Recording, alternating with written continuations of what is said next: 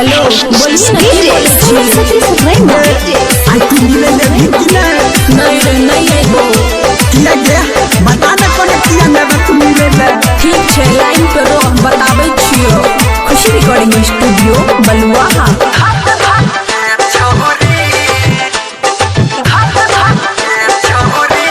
धक धक करे करे जवाहर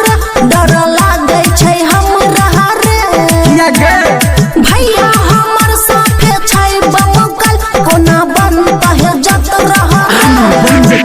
नहीं आई तोरा से भेंट करबहु रे गे छोरी तोरा कुछो न करबो हके छुइए के हम तोरा छोड़ देबो लगे मिक्स बाय ताज तन्हा डीजे सुमित सतीश वर्मा भैया के भ गेलै हमरा के शौक रे राइते से क्या दलकै घर न लॉक रे सुन अच्छा गे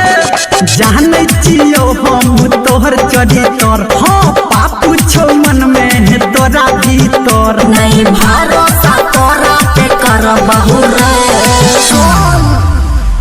गे छोरिया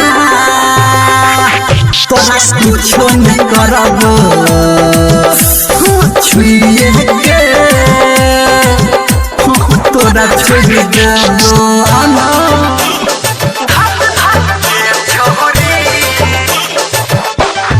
डीजे सुमित सतीश वर्मा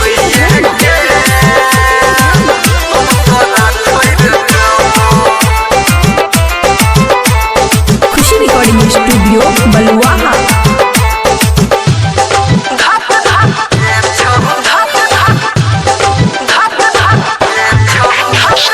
बबुआ राहुल के कनी करे इंतजार रे तोरा से बेसी हमरो छै विचार रे तू तो हमरा बुझल छे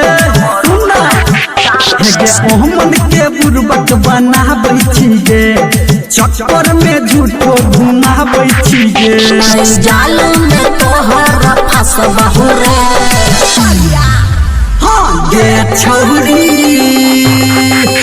तोरा कुछो न करबो छुइए के